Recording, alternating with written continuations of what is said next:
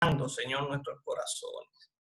Padre, que seas tú a través de tu palabra, Padre, enamorándonos más de ti, ayudándonos, Señor, a ser, Padre, más diligentes, más obedientes, Señor Jesús, hacia ella misma. Padre, que seas tú trayendo sanidad por medio de tu palabra.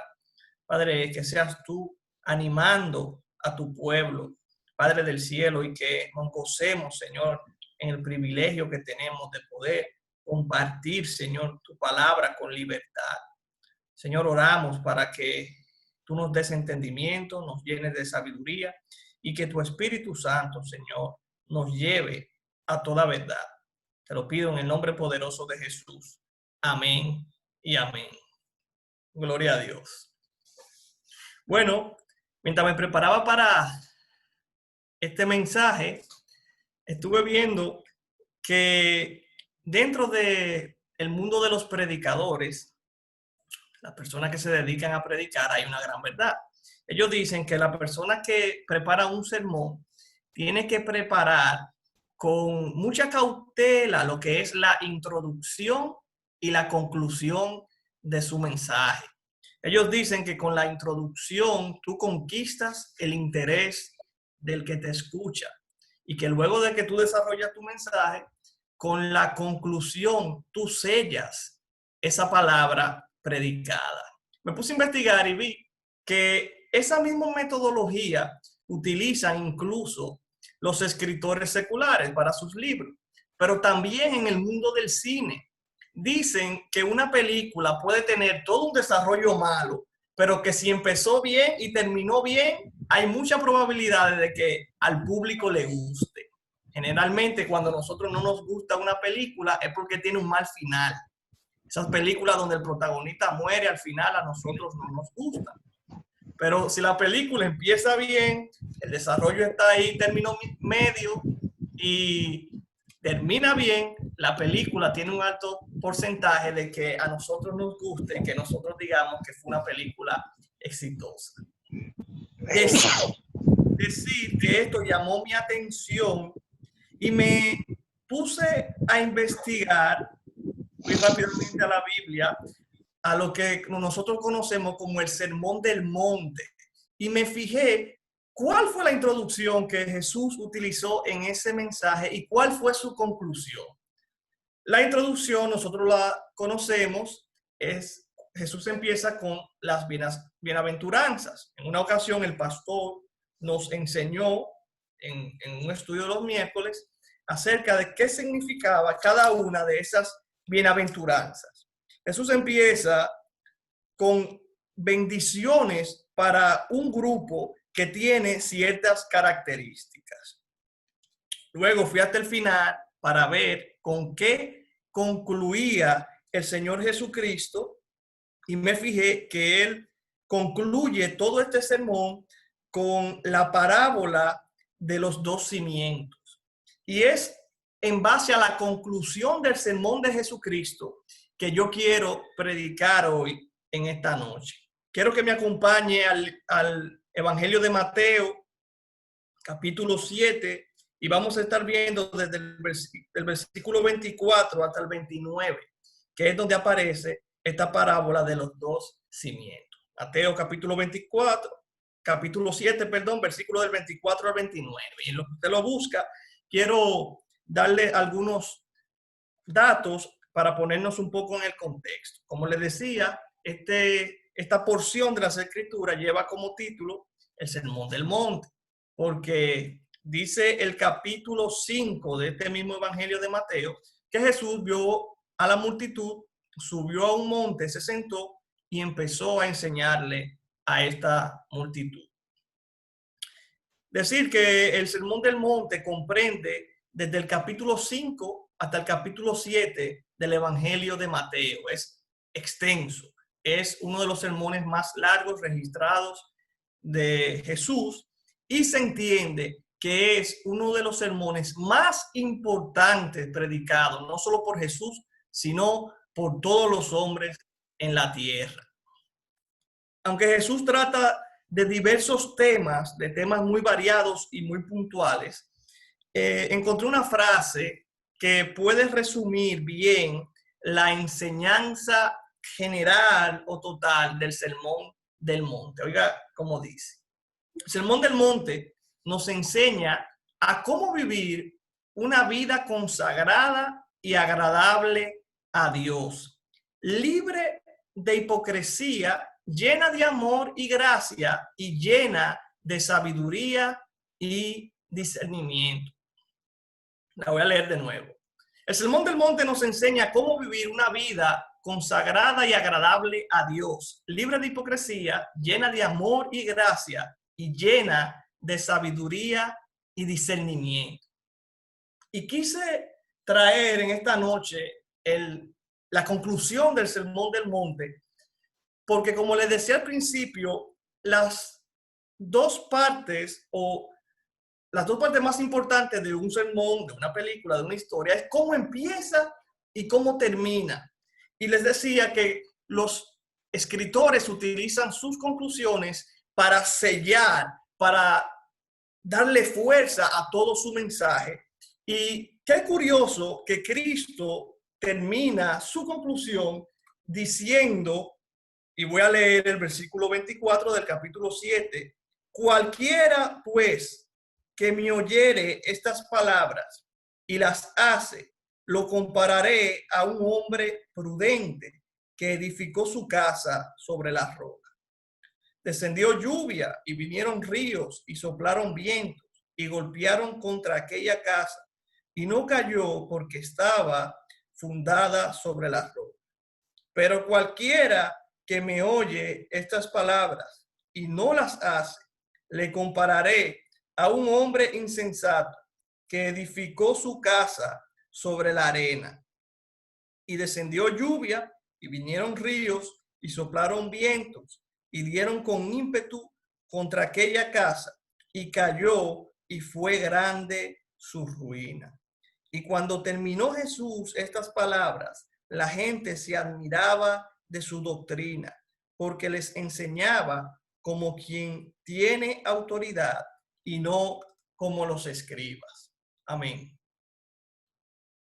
Este mensaje tiene como propósito que Dios permita que nosotros podamos asumir un verdadero compromiso con obedecer a su palabra.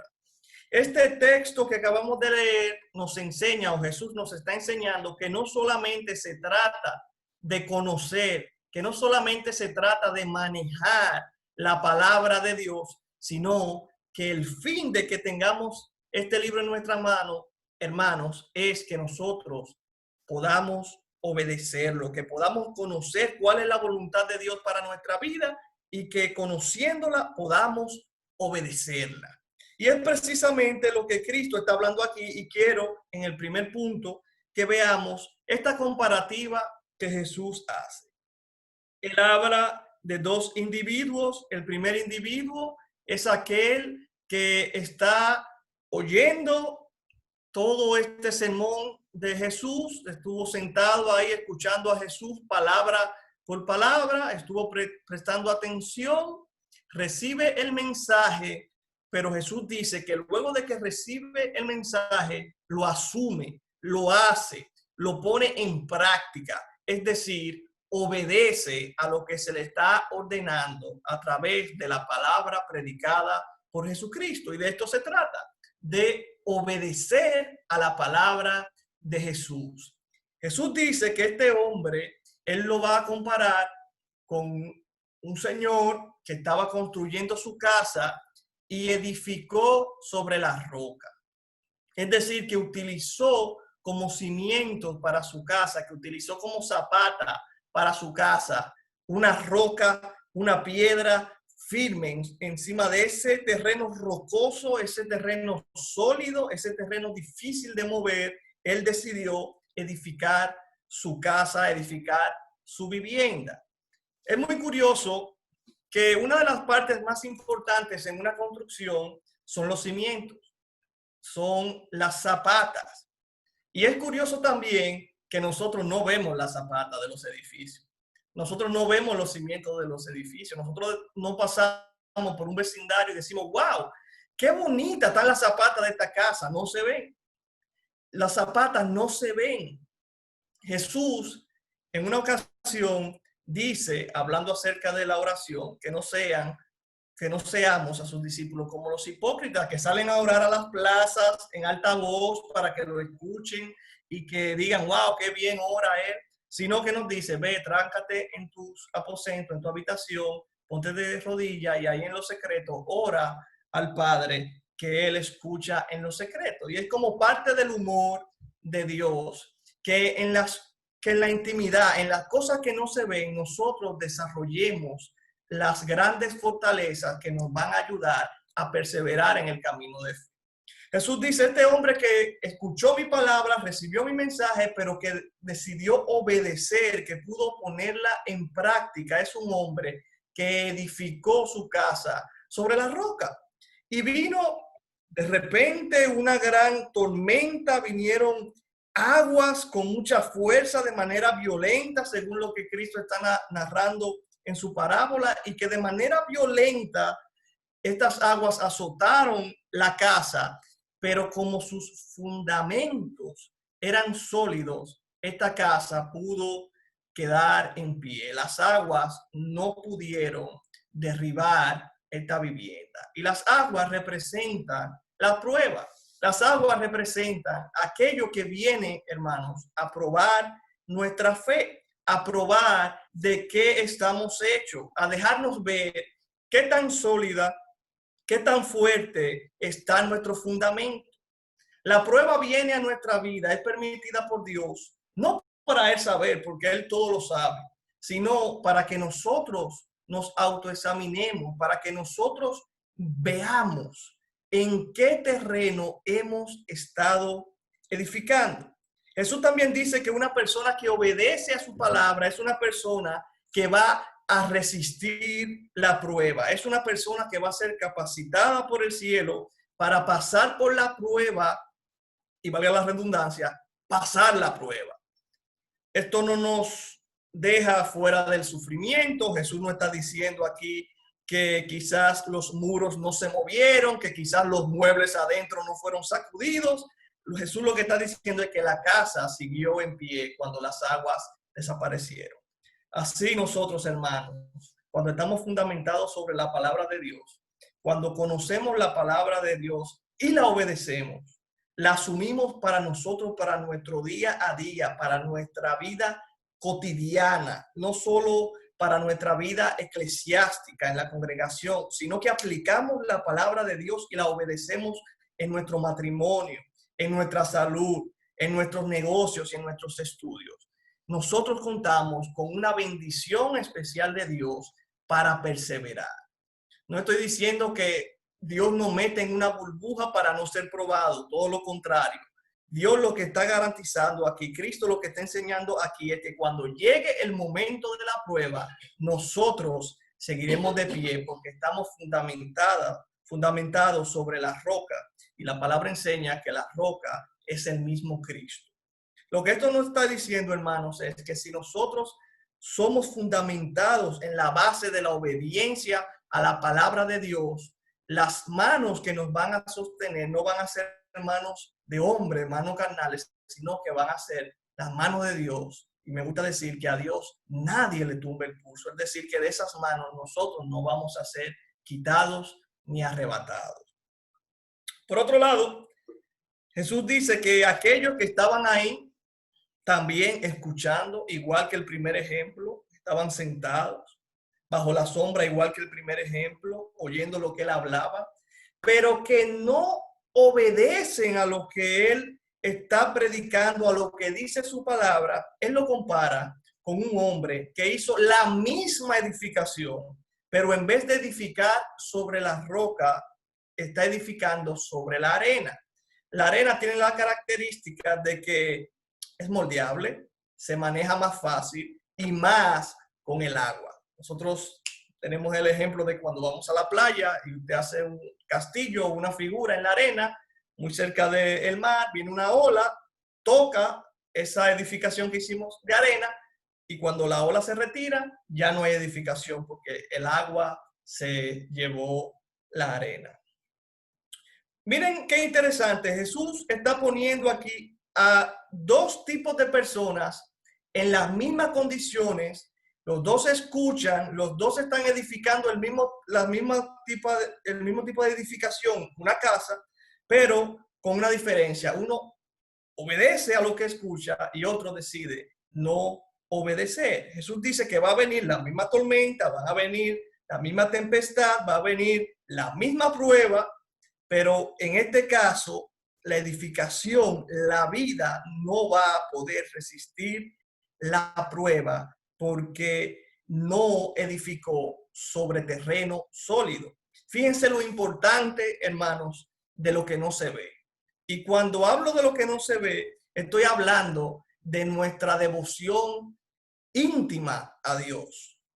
No solamente de los espacios comunes en los que nosotros participamos, que también son importantes, pero fíjense cómo aquí la palabra nos lleva al fundamento, nos lleva a que prestemos atención a la base de nuestra edificación, a cómo empezamos, a sobre qué estamos construyendo.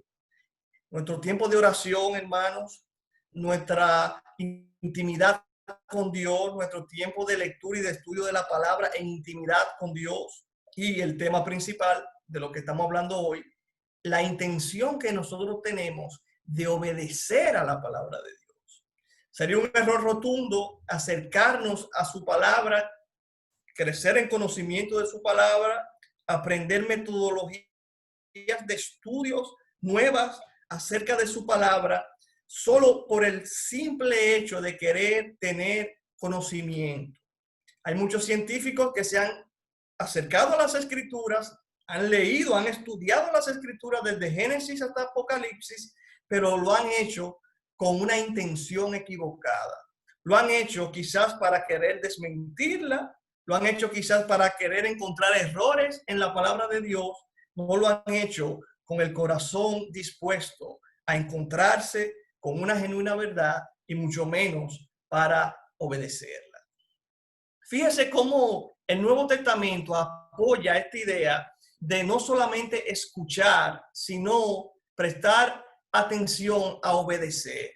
Es Santiago en el capítulo 1, voy a leer desde el versículo 19 hasta el 25 de Santiago, donde él dice, recuerden, estoy leyendo en la versión Dios habla hoy, recuerden esto, queridos hermanos, todos ustedes deben estar listos para escuchar.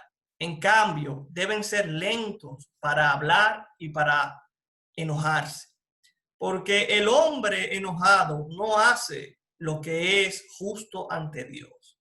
Así pues, despónganse ustedes de toda impureza y de la maldad que tanto abunda y acepten humildemente el mensaje que ha sido sembrado, pues ese mensaje tiene poder para salvarlos. Pero no basta con oír el mensaje, hay que poner en práctica, pues de lo contrario se estarían engañando a ustedes mismos. El que solamente oye el mensaje y no lo practica es como el hombre que se mira la cara en un espejo y se ve a sí mismo, pero en cuanto da la vuelta se olvida de cómo es. Pero el que no olvida lo que oye, sino que se fija atentamente en la ley perfecta de la libertad y permanece firme cumpliendo lo que ella manda, será feliz en lo que hace. Fíjense que Santiago aquí está hablando precisamente lo mismo que Jesucristo está enseñando en la parábola de los dos cimientos. Aquí Santiago dice y hace una comparación a manera también de parábola. Él dice que el que escucha la palabra de Dios y no la practica, es decir, no la obedece, no la asume, es como un hombre que se ve en el espejo, mira su cara, está viendo que tiene boca, nariz, ojo, pero cuando se da la vuelta se le olvida lo que vio. Él aquí está enseñando precisamente lo mismo, solo que él utiliza la palabra olvidar y retener para referirse a lo mismo que Jesús está hablando de poner en práctica y no poner en práctica lo escuchado, es decir, la palabra de Dios. Pero el mismo Jesús También se nos registra en el Nuevo Testamento que en el Evangelio de Juan, capítulo 8, versículos 31 y 32, Jesús le habla a un grupo de judíos que habían creído en él. Jesús viene de dar un sermón, viene de predicar, y un grupo de hombres lo siguieron, creyeron en él, y Jesús le dice lo siguiente: si vosotros permanecen en mi palabra, seréis verdaderamente mis discípulos y conoceréis la verdad, y la verdad os hará libre. Si ustedes, les dice Jesús a este grupo de hombres que creyeron en él, si ustedes permanecen, si ustedes obedecen, si ustedes no se salen, no se van, no dejan de obedecer lo que yo he predicado y lo que yo enseño, entonces ustedes van a ser verdaderos discípulos, no van a ser discípulos falsos. Y van a conocer la verdad por medio de la palabra, por medio de obedecerla, por medio de ponerla en práctica, por medio de vivirla. Vamos a conocer la verdad. Y esa verdad, hermanos, dice Jesús, va a traer libertad a nuestras vidas. Va a venir esa dinámica de nosotros: leo la palabra, escucho la palabra, conozco la palabra, la voluntad que Dios tiene para mi vida en ella, la practico, la creo, la vivo. Entonces, en esa dinámica, Jesús dice: vas a ser liberado de muchas ataduras, de muchas formas de pecado, de muchas mentiras que nosotros asumimos para nosotros. Pero Jesús dice: tienes que vivirla, tienes que asumirla, tienes que obedecerla. Y con esto llegamos al segundo punto del mensaje, y es el ejemplo de Jesús. Fíjense que luego de que Cristo termina de predicar, termina de enseñar esta parábola y termina todo el sermón del monte, la gente, dice la Biblia en el versículo 28 de Mateo 7, la gente se quedó admirada con su doctrina. Y la idea que hay ahí es que la gente no podía creer lo que Cristo estaba predicando y enseñando. Y cuando digo que no podía creer, no por incredulidad, sino por lo que dice en el versículo 29. Esta gente estaba maravillada porque Cristo enseñaba como quien tiene autoridad y no como los escribas. Y la palabra aquí no nos está diciendo que Cristo enseñaba con mucho carácter y con mucho dominio de los textos y de lo que decía. Lo hacía así, pero no es la idea que nos quiere resaltar aquí la Escritura, sino que Cristo lo que predicaba lo vivía. La Biblia nos enseña, hermanos, que Cristo vivió sin tacha alguna, que Cristo no pecó, y eso la gente lo veía.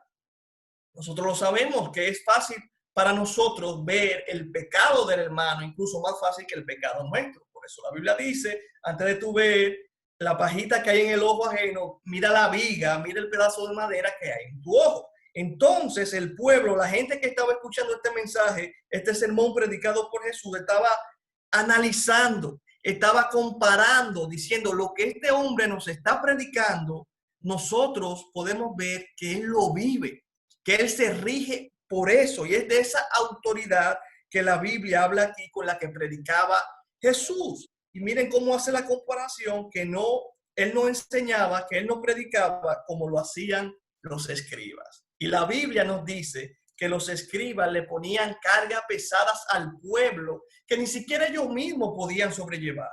Y en una ocasión el mismo Jesús dice: hagan todo lo que los escribas y los fariseos le digan que hagan, pero no hagan lo que ellos hacen. En otras palabras, ellos le dicen cosas que ustedes tienen que hacer, que están bien, pero ellos no hacen esas cosas que ellos predican, perdón. A manera de conclusión, hermanos, nosotros debemos esforzarnos a la luz de esta verdad, debemos esforzarnos en obedecer la palabra de Dios. Nosotros debemos agarrarnos de la gracia que ya Dios nos ha dado, y debemos batallar contra nuestra carne, y debemos batallar contra nuestros propios deseos, agarrados de esa gracia que ya Dios nos dio como sus hijos, para obedecer su palabra. Porque este mundo conspira para que nosotros no no nos sujetemos a ella, pero también nuestra carne, hermanos, conspira para que nosotros no obedezcamos la voluntad que Dios tiene para nuestra vida revelada en su palabra. Debemos esforzarnos no solamente por conocer la voluntad de Dios, debemos esforzarnos no solamente en leer más las escrituras, que debemos hacerlo, en estudiar más, en memorizarlas más, en meditar más en ellas, pero todo eso debemos hacerlo, hermanos, con el corazón lleno del deseo de obedecer. Recordemos que Dios, más que nuestros movimientos, ve nuestro corazón. Y si nos acercamos a su escritura con el deseo, con el anhelo genuino de obedecerla, Dios nos va a dar su revelación y nos va a apoyar y nos va a fortalecer. Y como decía el texto, la prédica que hacía Jesucristo a través de esta parábola, Él nos va a sostener y no va a haber agua, no va a haber tormenta, no va a haber prueba que nos derrumbe. Quiero terminar orando en ese sentido. Padre, en el nombre poderoso de Jesús, Señor, oro para que cada día más tú nos enamores de tu palabra y nos ayudes a obedecerla. Padre, que cada uno de nosotros, que cada uno de mis hermanos aquí presentes, Señor, Padre, que en mi corazón, en sus corazones, de manera sobrenatural, tú pongas el gozo de obedecer tu palabra. Que tú nos dejes sentir, Señor, ese gozo eterno, ese gozo que sobrepasa todo entendimiento, Señor, cuando nosotros sabemos que estamos haciendo lo que tú quieres que hagamos. Padre, ayúdanos a sentir ese gozo también cuando nosotros rechacemos, Señor, propuestas que van en contra de tu palabra. Déjanos ver, Señor, cuando lo hagamos, que las aguas golpearon nuestras puertas, Señor, más que las aguas se fueron y nosotros seguimos en pie, fundamentados en ti, Señor Jesucristo, que eres nuestra roca. Padre, que al terminar esta noche, nosotros sigamos meditando en esto, Señor, y que podamos vivir nuestra vida, Señor, en obediencia. Que cada día más tú nos enseñes, Señor, a ser más obediente y que se nos haga más fácil. Llénanos de tu gracia, Espíritu Santo. Llévanos, Señor Jesús, a amar tu verdad y a amar obedecer. En el nombre poderoso de Jesús. Amén y amén. Gloria al Señor, adoramos